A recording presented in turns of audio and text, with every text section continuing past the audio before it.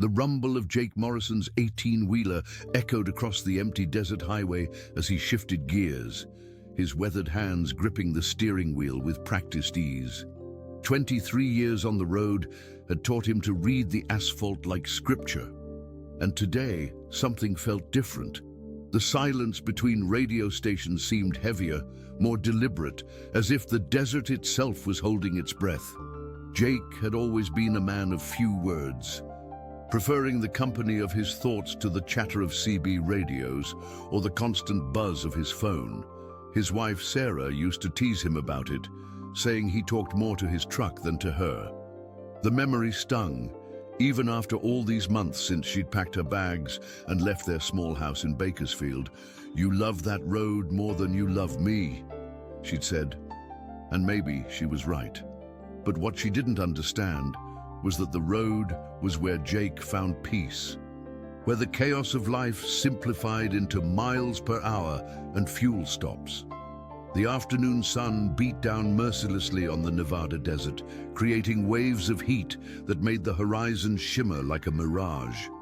Jake reached for his water bottle, taking a long drink as he passed a weathered sign, "Needles, 15 miles."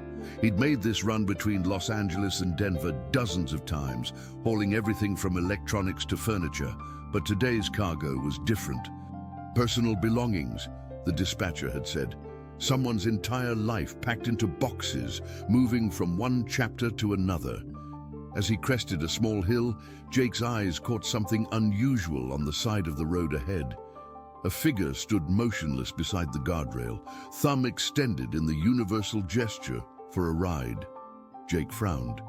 Hitchhikers were rare on this stretch of highway, and he'd made it a rule years ago never to pick up strangers. Too many stories of drivers who'd trusted the wrong person and lived to regret it, but something made him slow down. Maybe it was the way the figure stood so still, without the usual desperate flagging of arms that most hitchhikers employed, or maybe it was the heat shimmer that seemed to bend around them, creating an almost ethereal quality. As his truck drew closer, Jake could see it was a woman, probably in her 30s. With shoulder-length brown hair and clothes that had seen better days. She looked up as his air brakes hissed, and Jake found himself staring into the most haunting pair of green eyes he'd ever seen. They held a depth of sadness that made his chest tighten, but also something else, a quiet strength that seemed at odds with her vulnerable position on the roadside. For a moment, neither moved. She didn't approach the cab, didn't call out or gesture frantically. She simply stood there, as if she knew he would stop. Against every instinct he'd developed over 2 decades of driving, Jake pulled over completely and rolled down his passenger window. The woman walked slowly toward the truck, carrying a small backpack that looked like it had traveled many miles. Up close, he could see she was younger than he'd first thought, but her eyes held the weariness of someone who'd lived through more than her years should allow. "Where you headed?" Jake called out, his voice hoarse from hours of silence. "Wherever you're going," she replied, her voice barely audible over the idling engine. There was something musical about her tone, but also fragile, like glass that had been cracked but not yet shattered. Jake hesitated. Every safety protocol he'd ever learned screamed at him to drive away. But looking at her standing there in the desert heat, something in his chest shifted. Maybe it was loneliness, or maybe it was the way she seemed to be asking for help without actually asking. He reached across and opened the passenger door. "Climb in," he said, surprising himself with the decision. The woman stepped up into the cab with careful, deliberate movements, settling into the passenger seat without disturbing anything. She placed her backpack at her feet and buckled her seatbelt, then turned to look out the windshield at the endless stretch of road ahead. "I'm Jake," he offered, as he put the truck back in gear and merged onto the highway. "Emily," she said quietly, still gazing out at the desert landscape. "Thank you for stopping." There was something in the way she said her name that made Jake glance at her sideways. It was as if she'd had to think about it for a moment, as if the word didn't quite fit right in her mouth, but he didn't press. In his experience, people on the road were often running from something, and pushing for details usually made them clam up or, worse, lie. The miles rolled by in comfortable silence. Emily seemed content to watch the scenery pass, occasionally shifting in her seat, but never reaching for the radio or making small talk. Jake found her presence oddly soothing, unlike Sarah, who'd always felt the need to fill every quiet moment with conversation or the noise of television. Emily seemed to understand the value of silence. As they approached a truck stop, Jake realized he hadn't checked his digital clock in over an hour. When he glanced at the dashboard, he frowned. The display was frozen at 3:47, the same time it had been when he'd picked up Emily.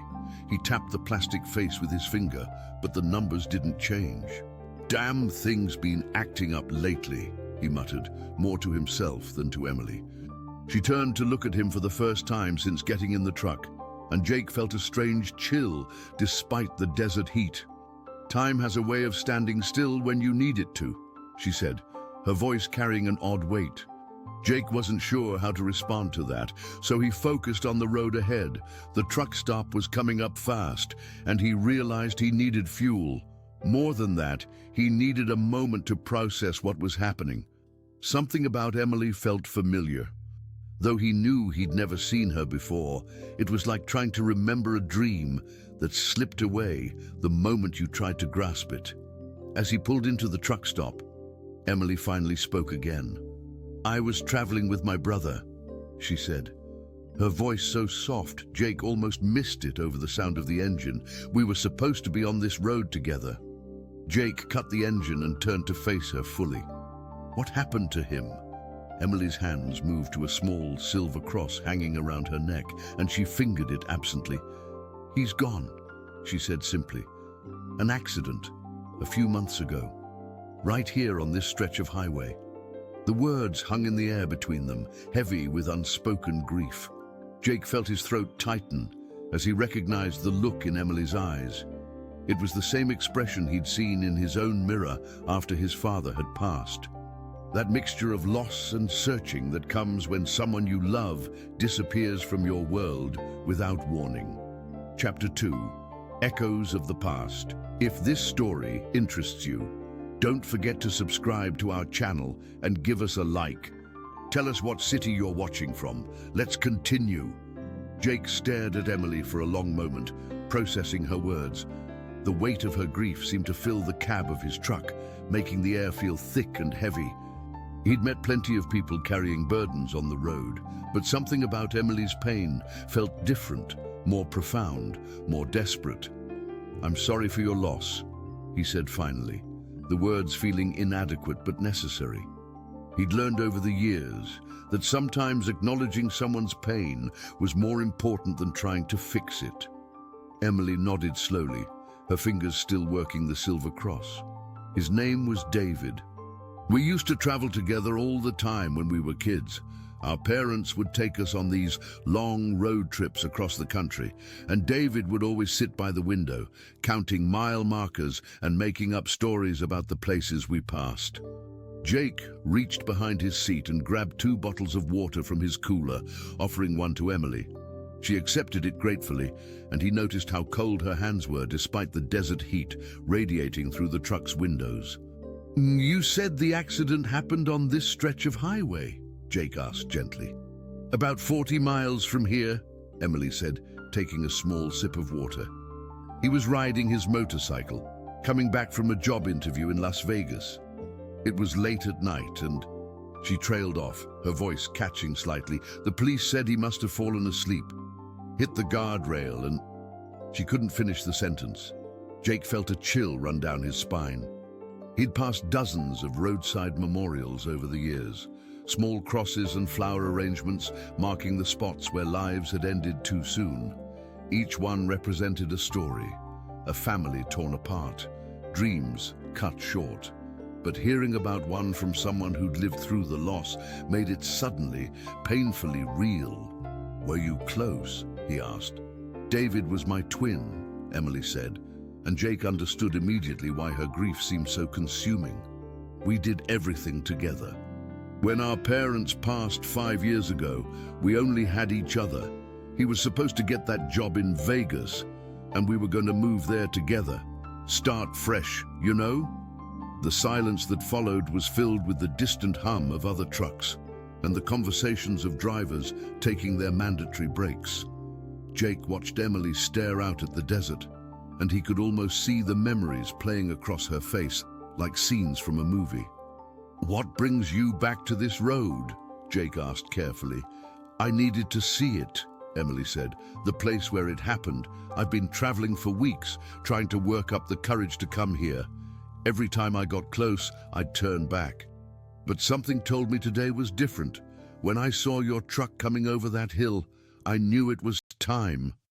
Jake understood that feeling, the way grief could make you feel compelled to return to painful places, as if proximity to the loss could somehow bring understanding or closure. He'd done the same thing after his father's funeral, driving past the hospital where he'd spent his final days, sitting in the parking lot trying to make sense of a world that suddenly felt empty. "You don't have to face it alone," Jake heard himself saying. "I mean, if you want company when you get there." Emily turned to look at him, and for the first time since she'd gotten in his truck, he saw something other than sadness in her eyes. There was surprise, maybe even gratitude. "You don't even know me," she said softly. "Sometimes that makes it easier," Jake replied.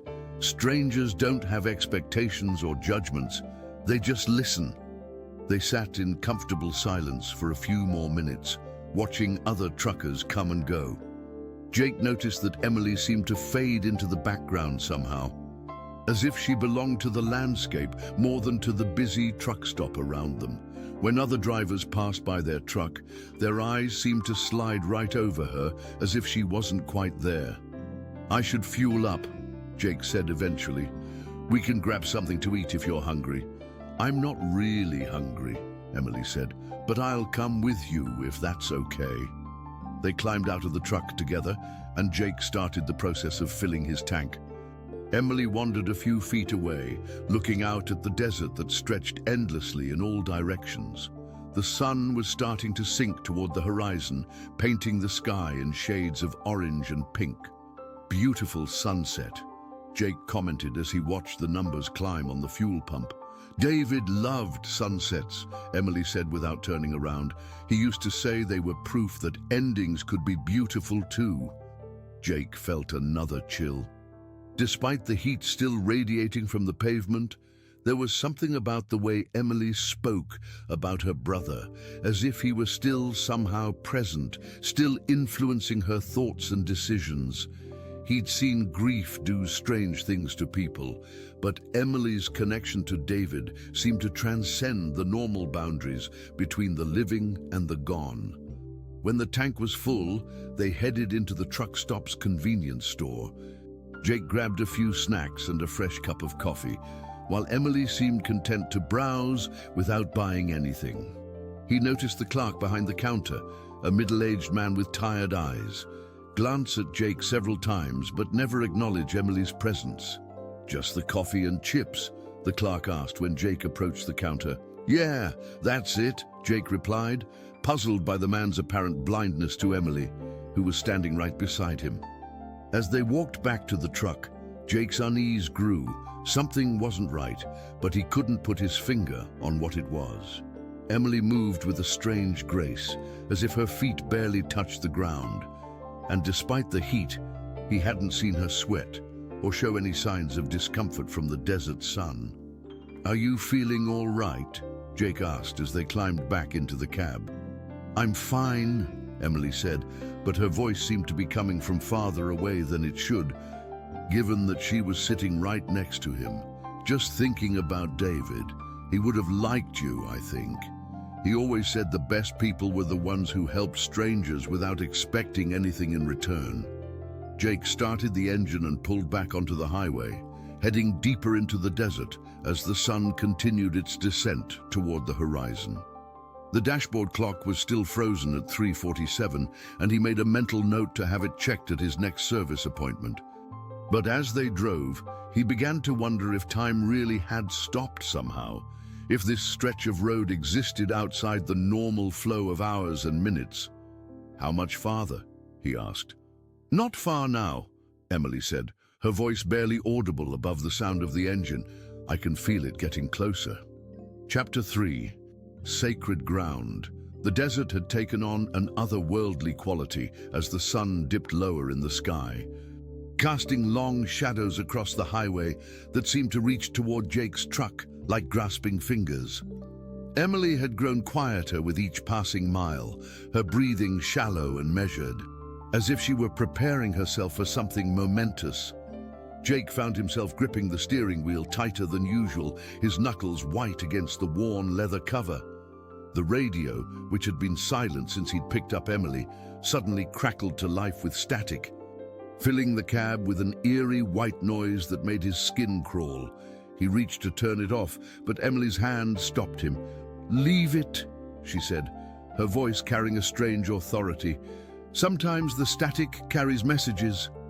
Jake wanted to ask what she meant, but something in her tone warned him against it. Instead, he focused on the road ahead, watching for the mile markers that would indicate they were approaching the area where David's accident had occurred. The landscape around them was becoming more desolate, if that was possible. Fewer signs of human presence, fewer emergency phones, just endless stretches of scrubland punctuated by the occasional Joshua tree. "There," Emily said suddenly, pointing to a spot ahead where the guardrail was newer than the surrounding sections. "That's where it happened." Jake slowed the truck and pulled over onto the shoulder, the massive vehicle coming to a stop with a hiss of air brakes. The silence that followed was profound. No traffic, no wind, no sounds of civilization, just the ticking of the cooling engine and Emily's barely audible breathing. She sat motionless for several minutes, staring at the spot where the guardrail had been repaired. Jake could see the exact moment when reality hit her fully. Her shoulders began to shake slightly, and her hands clenched into fists in her lap. "I can see it," she whispered. And Jake wasn't sure if she was talking to him or to herself. The way his bike must have skidded across the asphalt, the sparks from the metal hitting the pavement, the silence that came after. Jake felt his throat tighten. He'd witnessed grief before, but Emily's pain seemed to radiate from her like heat, filling the cab with an almost tangible anguish. He wanted to comfort her, but every instinct told him that this was a moment she needed to experience fully. "Without interference, would you like to get out?" he asked gently. Emily nodded, not trusting her voice. They climbed down from the truck together, and Jake was struck by how small she looked against the vastness of the desert landscape. The wind had picked up slightly, causing the loose strands of her hair to dance around her face. She walked slowly toward the repaired section of guardrail, her steps deliberate and reverent, as if she were approaching an altar. Jake followed at a respectful distance, close enough to help if she needed it, but far enough away to give her space for her private communion with grief. Emily knelt in the dirt beside the guardrail, her hands pressed flat against the ground. Jake watched as she closed her eyes and seemed to listen to something he couldn't hear. The static from the truck's radio continued to crackle behind them, and he could swear he heard something almost like voices hidden in the white noise. "And David used to say that the desert remembers everything," Emily said without opening her eyes. "Every footstep, every tire track, every drop of blood. He said the land holds onto the stories of everyone who passes through it." Jake felt a chill run down his spine as she spoke. There was something about this place, something that made the air feel charged with invisible energy. He'd driven past hundreds of accident sites over the years, but none had ever affected him like this. It was as if the very ground beneath their feet was saturated with loss and longing. Emily reached into her backpack and pulled out a small white candle, the same one Jake had seen her light earlier in his memory, though he couldn't remember when that had happened. The thought confused him, but before he could examine it further, Emily struck a match and lit the candle. The flame flickered in the desert breeze but didn't go out. burning steady and bright despite the wind that should have extinguished it immediately. Jake stared at the impossible sight, his rational mind struggling to process what he was seeing. "How is it staying lit?" he asked, his voice hoarse with wonder and growing unease. "Love burns brighter than wind," Emily said simply, as if that explained everything. "David's love, my love for him, it's stronger than anything the physical world can throw at it." She began to speak in a voice so soft, Jake had to strain to hear her. Words that seemed to be directed at the candle flame itself. He couldn't make out everything she was saying, but he caught fragments, apologies, promises, declarations of undying love.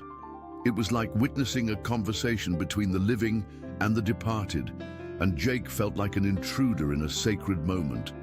As Emily spoke, the static from the truck's radio began to change, forming patterns that almost sounded like responses. Jake found himself holding his breath, listening for something that logic told him couldn't be there, but that his heart insisted was real. The candle flame suddenly flared higher, burning with an intensity that should have consumed the small wick in seconds.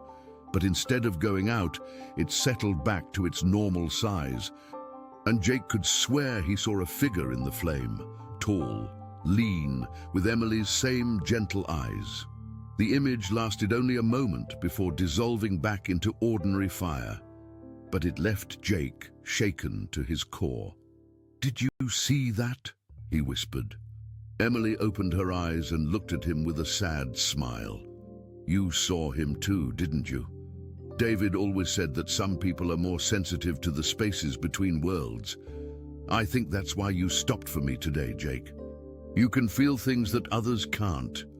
Jake wanted to deny it, to chalk up what he'd seen to heat exhaustion or his imagination, but the truth was settling into his bones like cold water. Something extraordinary was happening here, something that defied every rational explanation he could come up with. "I don't understand any of this," he admitted. "You don't have to understand it," Emily said, carefully extinguishing the candle and returning it to her backpack. "Undo, you just have to trust it. Trust that some connections are stronger than the grave, that some love transcends the boundaries between here and wherever David is now." They stood together in the growing darkness, the desert stars beginning to appear overhead, like pinpricks of light in black velvet. Jake felt as if he was standing at the edge of a great mystery, one that would change him forever if he let it. "What happens now?" he asked. Emily looked up at him, and in the starlight, her face seemed to glow with an inner peace he hadn't seen before. "Now we continue the journey," she said. "David's story isn't finished yet, and neither is mine, neither is yours, for that matter." As they walked back toward the truck, Jake noticed that Emily's footsteps in the sand seemed fainter than they should be, as if she weighed less than a normal person. The observation should have frightened him, but instead, it filled him with a strange sense of purpose. Whatever was happening here, he was meant to be part of it. Chapter 4. Revelations. As they climbed back into the truck, Jake noticed that the dashboard clock had started working again, its digital display now reading 7:23 p.m. The realization hit him like a physical blow. They had been at the accident site for over 3 hours, though it had felt like only minutes. Time seemed to bend and stretch around Emily in ways that challenged everything Jake thought he knew about reality. The desert night had settled around them completely now, transforming the landscape into something alien and mysterious. Stars blazed overhead with an intensity that city dwellers never experienced, and Jake found himself stealing glances at Emily as he drove. In the starlight filtering through the windshield, she looked almost translucent, as if she were fading away even as he watched.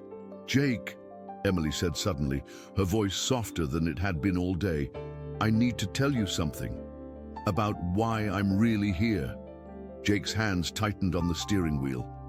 Part of him didn't want to hear what she was about to say, sensing that it would shatter whatever fragile understanding of the situation he'd managed to construct. But a larger part, the part that had been growing stronger since he'd first seen her on the roadside, needed to know the truth. "I'm listening," he said. Emily was quiet for a long moment, as if gathering courage. When she finally spoke, her words came out in a rush, as if she were afraid she might lose her nerve if she didn't say them quickly. "The night David had his accident, I was supposed to be with him. We had planned to ride to Vegas together, he on his motorcycle, me following in my car, but at the last minute, I got scared.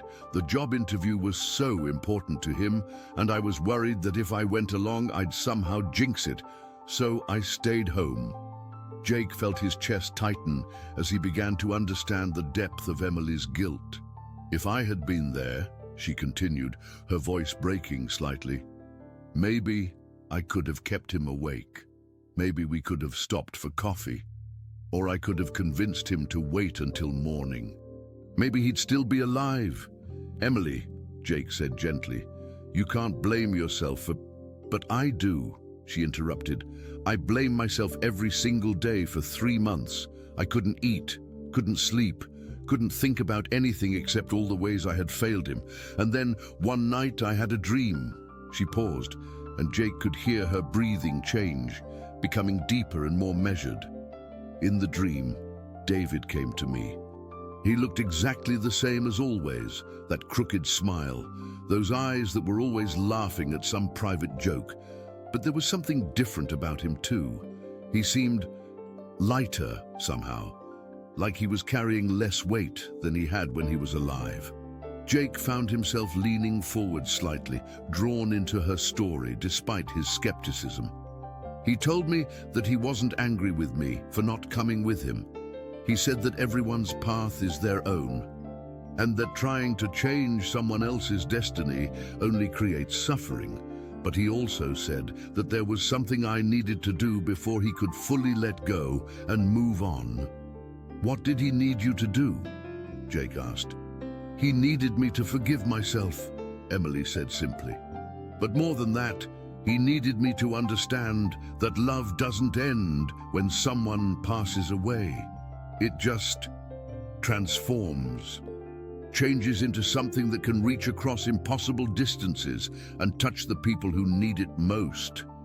Jake felt a strange warmth spreading through his chest as she spoke, as if her words were awakening something that had been dormant inside him for years. "David told me that I would know when it was time to make this journey. He said I would meet someone on the road who could help me carry the message he wanted to share with the world. Someone who understood loss and loneliness, but still had room in their heart for hope." The implications of her words hit Jake like a thunderbolt. "You're saying that this isn't a coincidence?" "Nothing is a coincidence, Jake. David knew you would be driving this route today. He knew you would stop for me, even though you never pick up hitchhikers. He knew you would be able to see him in the candle flame because your heart is open in ways you don't even realize." Jake pulled the truck over to the side of the road again, his hands shaking slightly as he put it in park. The desert stretched endlessly around them, but he felt as if the entire universe had suddenly contracted to the size of the truck's cab. "This is crazy," he whispered. "People don't. The departed don't." "Don't they?" Emily asked. And when Jake looked at her, he could see stars reflected in her eyes, more stars than should have been visible through the windshield. "Haven't you ever felt Sarah's presence since she left? Haven't you ever caught yourself talking to your father like he was still sitting beside you in this truck?" Jake's breath caught in his throat. He had never told Emily about Sarah or his father, yet somehow she knew about both of them. The rational part of his mind scrambled for explanations. Maybe he had mentioned them earlier and forgotten. Maybe she was just making lucky guesses. But his heart knew better. "How do you know about them?" he asked. "David sees everything from where he is now," Emily said. "He sees the pain you carry from your father's passing. The loneliness that's been eating at you since Sarah left. He sees how you've been driving these roads, trying to outrun your own grief, thinking that if you just keep moving, the hurt will eventually fall behind you. Tears Jake didn't know he'd been holding back began to stream down his face. For months, he'd been telling himself that he was fine, that the divorce and his father's passing were just life events to be endured and moved past. But Emily's words had reached into the deepest part of him and pulled out the truth he'd been hiding from himself. "It doesn't work, does it?" Emily said gently. "Running from grief just means carrying it with you everywhere you go. David learned that lesson the hard way, and now he's trying to share it with others who need to hear it." "What am I supposed to do with this information?" Jake asked, his voice rough with emotion. "You're supposed to stop running," Emily said. "You're supposed to understand that love, real love, never truly dies. It just changes form. Your father's love for you didn't disappear when he passed away. It became part of who you are, and Sarah's love, even though she left, taught you things about yourself that you wouldn't have learned any other way." Jake sat in stunned silence, processing everything Emily had told him. The logical part of his mind still insisted that this was all impossible, that he was having some kind of breakdown brought on by stress and loneliness. But the deeper part of him, the part that had recognized something special about Emily from the moment he'd seen her on the roadside, knew that every word she'd spoken was true. "What happens now?" he asked finally. Emily smiled, and for the first time since he'd picked her up, Jake saw genuine joy in her expression. "Now we finish the journey," she said, "and David has one more stop he wants us to make together." Chapter 5. The Mission. Jake wiped his eyes with the back of his hand and took several deep breaths, trying to center himself in this new reality that Emily had revealed. The desert night seemed to pulse around them with invisible energy, and he could feel something fundamental shifting inside his chest. Old walls crumbling, long-buried emotions rising to the surface like water from a deep well. "Mukim, where does David want us to go?" he asked, his voice steadier than he felt. Emily closed her eyes and tilted her head slightly, as if listening to something only she could hear. The radio static had returned, but now it seemed less random, more like a pattern of communication that existed just beyond Jake's ability to interpret. "There's a truck stop about 50 miles ahead," she said finally. "The Desert Rose Diner. David says there's someone there who needs to hear our story." Jake nodded and put the truck back in gear, pulling onto the highway with renewed purpose. As they drove, Emily began to share more details about her brother's message, her voice taking on an almost ethereal quality in the darkness. "David wants people to understand that the connections we make in life don't end when someone passes away," she explained. "He's learned that the other side isn't some distant place separated from our world by an impossible gulf. It's right here, woven into the fabric of everyday life. The people we love who have crossed over are still with us, still trying to help and guide us, if we're open to receiving their messages." "But why me?" Jake asked. Why did he choose a truck driver from Bakersfield who's never had any kind of spiritual experience in his life? Emily smiled at that. Haven't you, though? What about the time you were driving through that blizzard in Colorado 3 years ago, when you could have sworn you heard your father's voice telling you to take the next exit? You found that stranded family and gave them a ride to safety. Jake's hands nearly slipped off the steering wheel. He had never told anyone about that incident, hadn't even fully acknowledged it to himself. But Emily was right. On that snowy night when visibility was near zero and he'd been fighting to stay awake, he had distinctly heard his father's voice cutting through the wind noise. "Take the exit, son. Take the exit now." Following that impulse had led him to a family whose car had broken down in sub-zero temperatures. If he hadn't found them when he did, how could you possibly know about that? He whispered. "David sees the whole picture now," Emily said gently. "He sees how you've been guided and protected throughout your life by people who love you even after they've moved on. Your father has been watching over you all along, Jake. And he's not the only one. As if summoned by her words, Jake felt a familiar presence settle over him like a warm blanket. It was the same feeling he used to get as a child when his father would check on him late at night, making sure he was safe and sound before heading to bed himself. The sensation was so strong and so comforting that Jake had to pull over again, overwhelmed by the reality of it. "He's here right now, isn't he?" Jake asked, tears flowing freely down his cheeks. "He never left," Emily confirmed. "None of them ever really leave. They just learn to communicate in ways we're not used to recognizing. The sudden memory of someone's laugh when we need cheering up. The perfect song that comes on the radio at exactly the right moment. The stranger who appears just when we need help the most." Jake thought about all the small miracles that had peppered his life over the years, the times when everything seemed to fall into place despite impossible odds, the moments when help had arrived from unexpected sources, the inexplicable feelings of peace that had carried him through his darkest hours.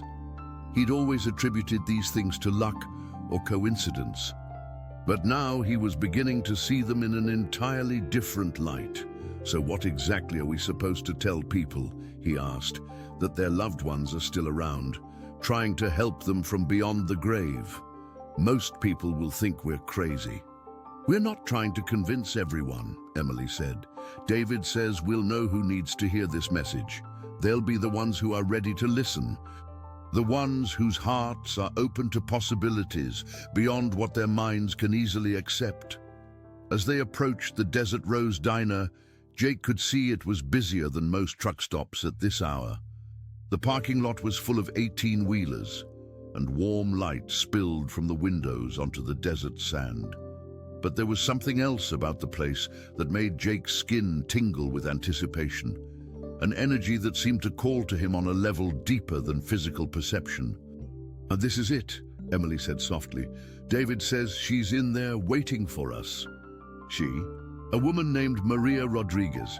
She lost her husband in a trucking accident 6 months ago, and she's been coming to this diner every night since then, hoping to feel close to him somehow. She used to pack his lunches here when he was on long hauls." Jake parked the truck and turned off the engine, but neither of them moved to get out immediately. The weight of their mission settled over them like a sacred responsibility. "What if I say the wrong thing?" Jake asked. "What if I can't help her the way David wants me to?" Emily reached over and placed her hand on his arm, and Jake was surprised by how warm her touch felt. "You don't have to have all the answers, Jake. You just have to be willing to share your truth. Sometimes that's all someone needs, to know that they're not alone in their pain, that other people have walked through the darkness and found their way back to the light." They climbed out of the truck together and walked toward the diner entrance. As they approached the glass doors, Jake caught sight of their reflection and gasped. In the window, he could clearly see himself, but Emily appeared only as a faint outline, barely more substantial than a shadow. When he turned to look at her directly, she seemed solid and real. But the reflection told a different story. "Emily," he started to say, but she pressed a finger to her lips. "Trust the process," she whispered. "Trust David's plan." Inside the diner, Jake's eyes were immediately drawn to a woman sitting alone in a corner booth, staring out the window at the desert night. She was probably in her 40s. With graying hair pulled back in a simple ponytail and eyes that held the same hollow look Jake had seen in his own mirror after his father's passing. Without needing to be told, he knew this was Maria Rodriguez.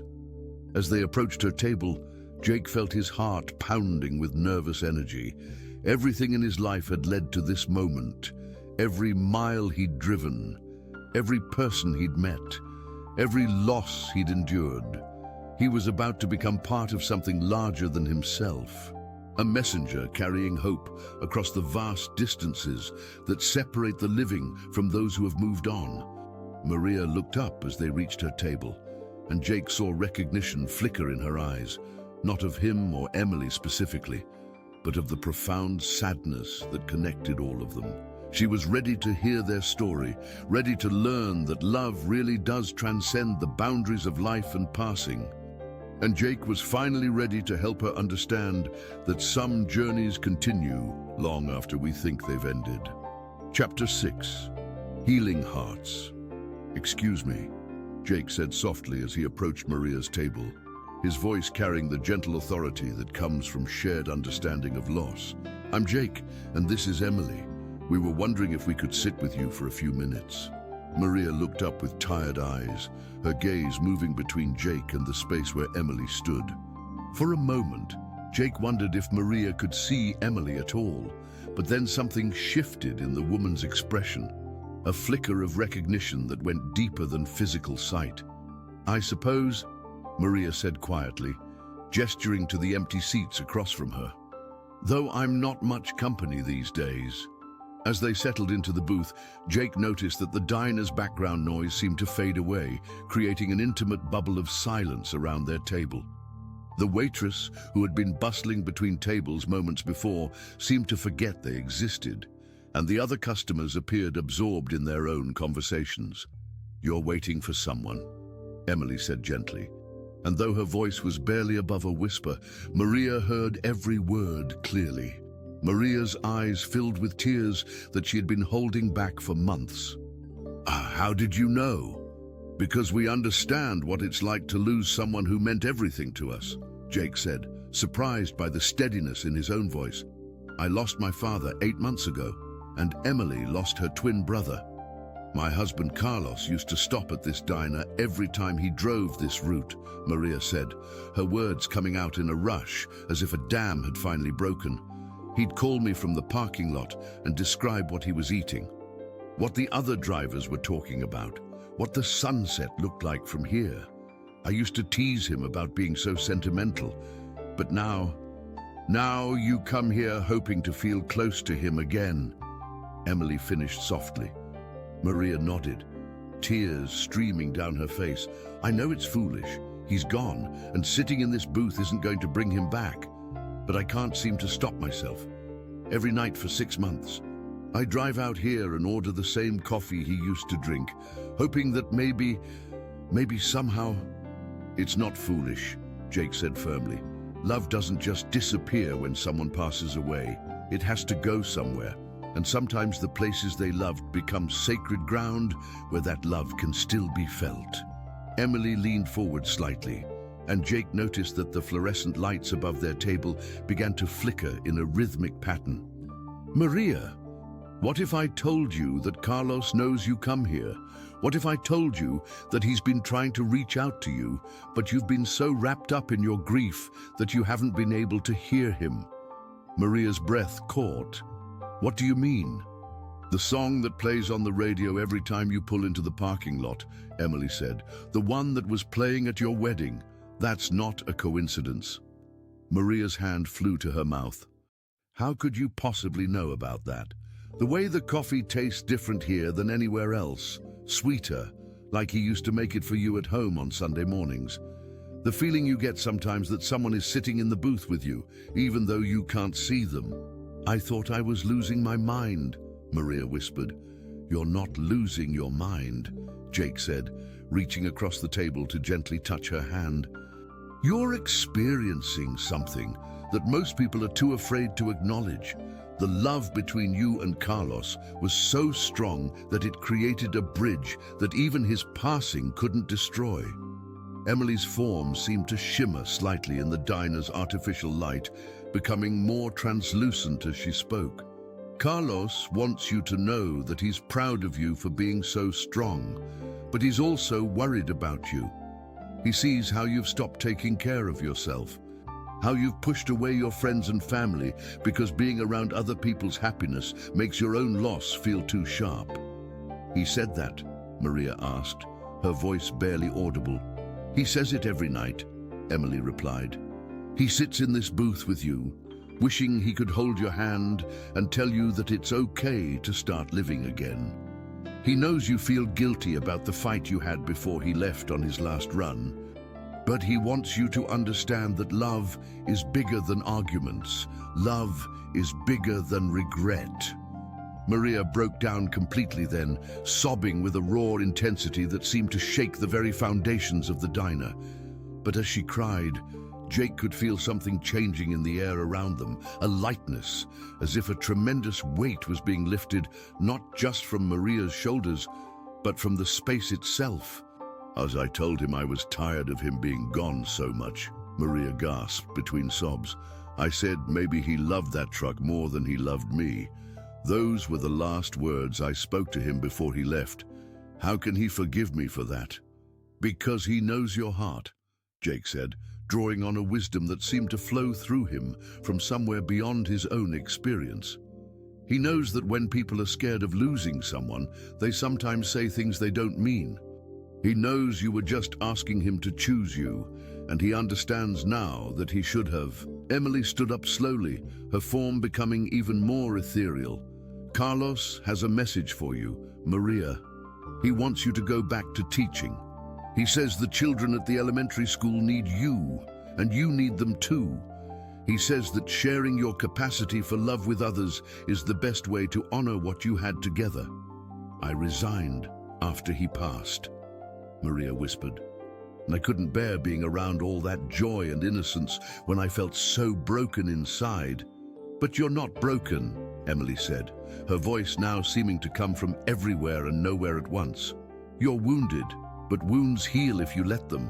And sometimes the places where we've been wounded become the strongest parts of us, the parts that can help heal others. Jake felt a strange pulling sensation in his chest, as if something was trying to emerge from deep within him. Without fully understanding why, he began to speak words that felt both foreign and familiar on his tongue. Carlos wants you to know that every sunrise you see, he sees too. Every beautiful moment you experience, he experiences with you. He's not gone, Maria. He's just loving you from a different place, and that love is still real, still powerful, still yours to keep forever. As Jake spoke, the diner around them seemed to fade away, replaced by something that felt more like a cathedral than a roadside restaurant. Maria looked up through her tears and gasped, her eyes widening with wonder and recognition. I can see him, she whispered, staring at the space just beyond Emily's shoulder. He's right there, isn't he? He's been here all along. Emily smiled, and for a moment she became completely solid again, more real and present than she had appeared all day. He never left you, Maria. And now you know that love really is stronger than anything that tries to separate us from the people who matter most. The moment stretched between them like a prayer, filled with healing and hope, and the kind of peace that can only come from finally understanding that some bonds are truly unbreakable.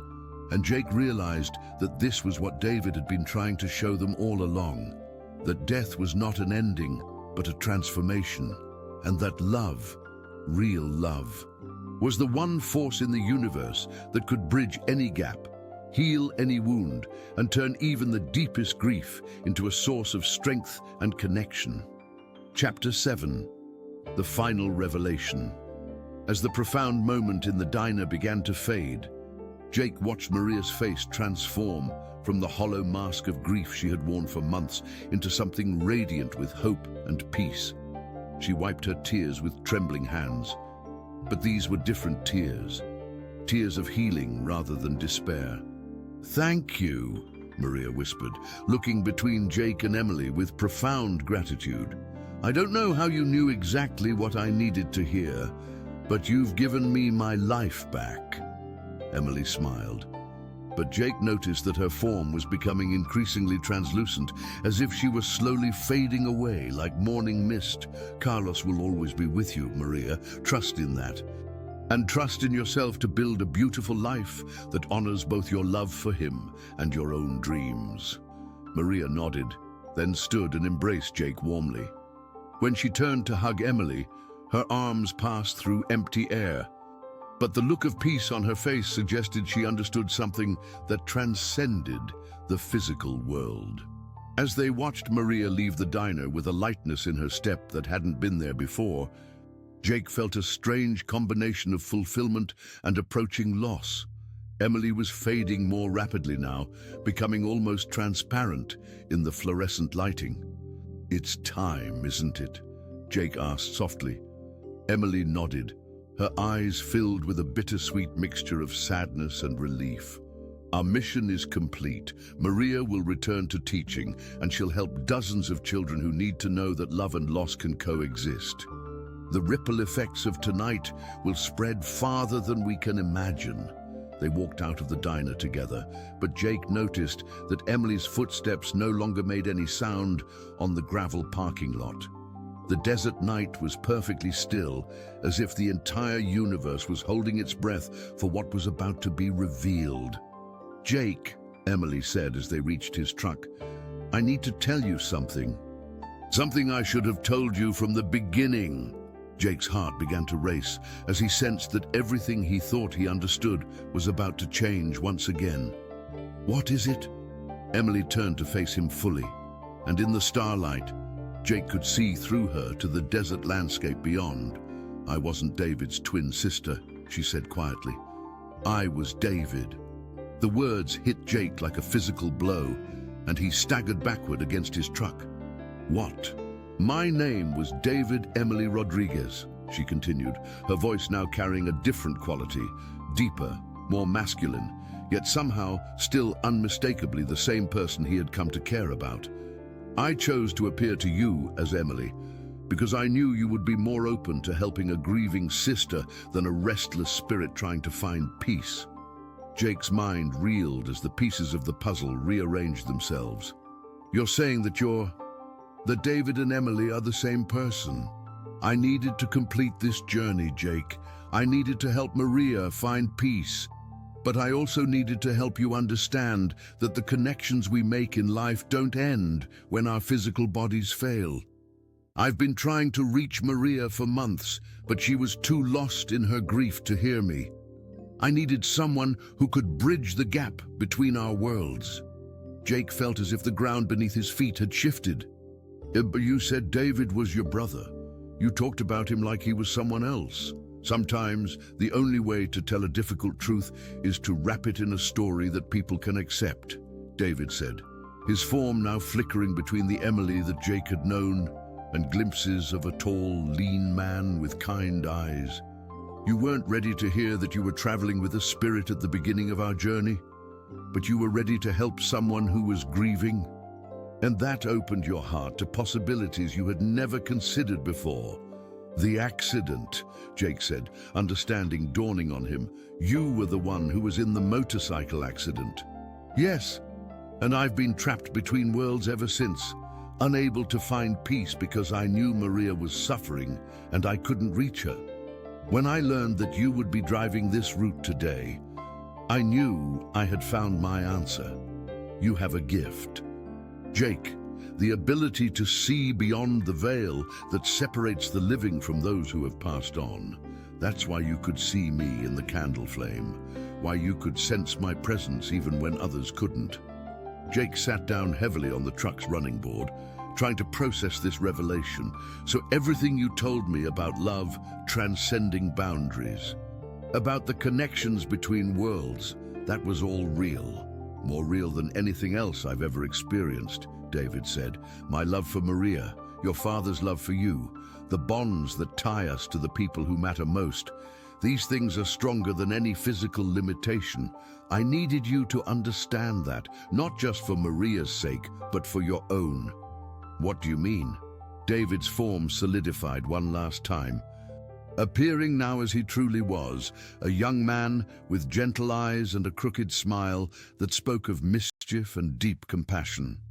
"You've been carrying guilt about your father's passing, believing that you didn't spend enough time with him before he was gone.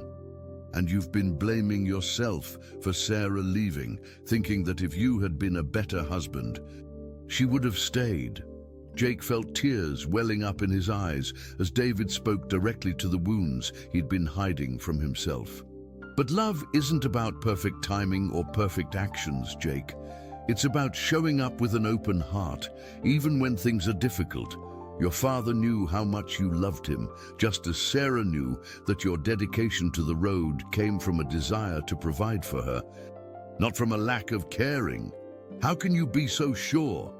Because I can see it all from here, David said, gesturing to the star-filled sky above them. I can see the love that surrounds you, the people who care about you, the purpose that's waiting for you to embrace it. You're not meant to spend your life running from connection, Jake. You're meant to be a bridge between worlds, helping others find the peace and understanding that you've found tonight. As David spoke, Jake felt something fundamental shifting inside him. Old fears dissolving, long-held beliefs about his own worthiness melting away like ice in the desert sun. For the first time in months, he felt truly hopeful about the future. "What happens to you now?" Jake asked. David smiled, and his form began to dissolve into points of light that danced like fireflies in the desert air. "But now I can finally rest. Maria will be okay, and so will you. And whenever you need guidance, whenever you need to remember that love is stronger than loss, just look up at the stars and know that we're all connected by something more powerful than space or time. Will I see you again? You'll see me every time you help someone find their way back to hope," David said, his voice now seeming to come from the wind itself. "You'll feel me every time you choose love over fear, connection over isolation. I'll be there, Jake. We all will." As the last traces of David's presence faded into the night sky, Jake stood alone in the desert, but he didn't feel lonely. He felt purposeful, connected to something larger than himself, filled with a peace he hadn't experienced since childhood.